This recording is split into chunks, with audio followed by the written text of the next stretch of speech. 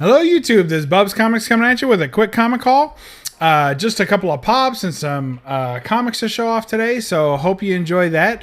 Let's get right to it. We'll make me small, so here we go. These I actually picked up. Two of them I picked up from Peddler's Mall, so like a flea market. And then one of these comics I picked up from a half-price books out of town because there's not one near me, so that works out. And then a couple of pops from GameStop. So let's take a look. Let's make me small. Whoa! All right, we got there.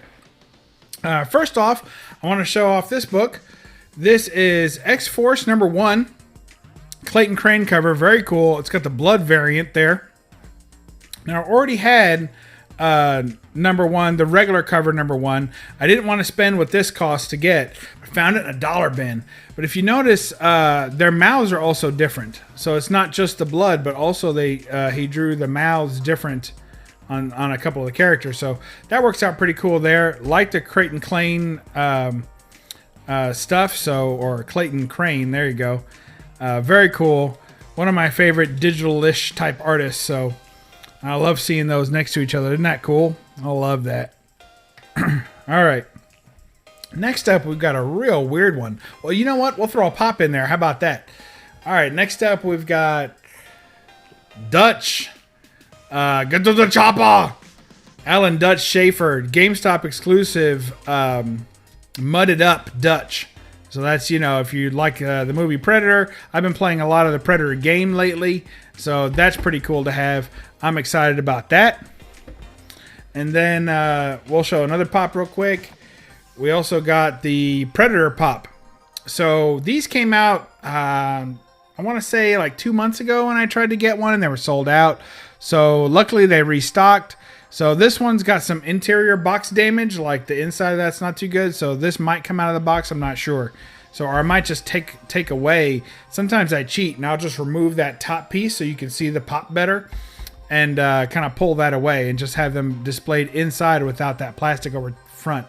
That's probably what I'll end up doing with this one because I like the box art on that too. Very cool. It's got the Predator and all that. So, loving that. So, next we have, this one's really weird. So, if you guys don't know the story on this one, you're in for a treat. This is DC Comics Presents Superman #1. And this was a special set of books that were done. I believe there might have been 8 of them or so that were done. It's called the Julie Schwartz Tribute. Now, Julie Schwartz, he was an editor. And a lot of, they say he had a lot of influence in the comic history. One of the things that was his trademarks was developing a cover that really drew you in. And just drawing a great cover and then saying, okay, now make the story from this cover. You tell me the story of this cover. So he would develop the cover and then he would hand it over to the writers and say, now make me the story. And they would get to be creative about it. So what we have here is a tribute to him. This is actually a homage cover to, I think it's Superman 264. You can correct me and it's a Nick Cardy cover, I know. I think it's Superman 264, starring the Phantom Quarterback, and this is done by Adam Hughes. So you see that. Very, very cool. I think, honestly, one of the best Supermans Adam Hughes has ever done. So I love the Phantom Quarterback. It's very cool.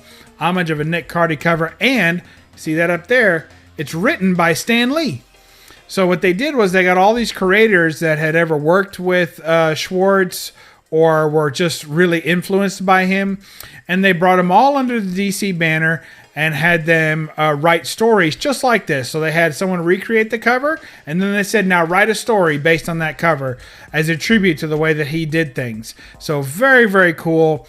There's 7 more of them, I think, and there's a few of them I really like. So this is the one that I found this in a dollar bin, and I saw it, and I was just looking at it, and I was like, man, that really looks like an Adam Hughes cover, but I've never seen this before. I mean, I'd never seen this book before. I said, that looks like an Adam Hughes cover. I was looking, I was like, Phantom Quarterback, I've heard that before. I've seen that book before. And then I saw it written by Stan Lee in the corner. I was like, wait a minute. So there's actually 2 in here. I think there's an Al Milgrom story in there too. So they took the book and they split it in half, and it's got like 2 11-page stories based on that same cover. So very cool stuff. Just a little piece of comic book history and oddity, the kind of stuff I like in my collection. And then to get a Stan Lee story and an Adam Hughes cover, man, I'm sold. All right, last but not least, we've got a really, really cool book. This book, I don't know if it should mean as much as it does to me, but it has tracked its way to meaning more and more to me, and I had to get it. So before the pandemic, I was in a Half Price Books in Lexington, which is almost like 2 hours from my home. It's about only an hour and a half or so from where I work, but it's about 2 hours from my house. So I was up there before the pandemic, and I saw this book on the rack, and I really liked it, and I was like, man, I should get that. But I was already picking up other stuff, and I had already spent a bunch of money at another comic shop in the area, so I really didn't need to be buying a whole lot. So I don't know, my wife was there. I was like, I don't know, you think I should get it? She was like, nah, don't get it. So I didn't, right? And then I've thought about this book ever since, and I'm like, man, I bet you it won't still be there. Obviously it was, because I'm about to show it, but the whole time I've been thinking, for months, I've been thinking, I'm not going to get a chance to see this book. I'm not ever going to have that book, whatever. I wasn't like crying about it or anything, but I kept thinking, boy, it'd be cool if I could have got that book. Then it's based on a show that means a little bit to me and my wife. Is kind of a show that we connected on, early on when we were getting to know each other. And so then my dad calls me up, and he's like, man, I just finished watching that whole show. He watched from season 1 all the way through and wanted to talk about it. I was like, wow, this is so cool. That's it. I knew I wanted to go there. It was a stealth strike because I didn't have a whole lot of time. So I ran in there, got that book, and left. And here it is.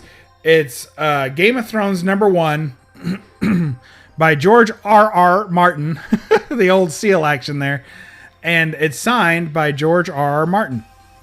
And now they had #1 and #2 both signed by him. This is in a Gator Guard case. I put it in this case because I really like the gold screws, and I think it looks really good with that book. So it needs a press for sure, and it's got some color breaking ticks, so it's not going to be high grade, but when it comes to signature books, that's not as important to me. It's a signature I want to be good. I love silver signatures as well, and it just really pops in this case and looks great. So there you go. That's my haul. I hope y'all appreciate that, and the little stories that all go with it. So I've been playing a ton of that Predator game. I may put up some game footage just because I love it so much. But I don't think I'm going to do too much gaming on the channel, but just like licensed properties. So only games that like people in geek culture and stuff would appreciate, like Predator or Terminator or, Teenage Mutant Ninja Turtles or Batman or Star Wars, stuff that's all licensed properties. I'll probably do a little bit of that. So there's a little channel update for you. So here you go. I hope you appreciated that. This is really cool. Really check these out. And if anyone has any more of these and wants to turn me on to them, let me know because they're pretty cool. I'm excited to collect a few of those. I know there's a couple of Alex Ross ones and just some good stuff. So, all right. Well, we'll catch you next time on BUB'S Comics. Remember to read a comic and don't apologize for the glare. Bye-bye.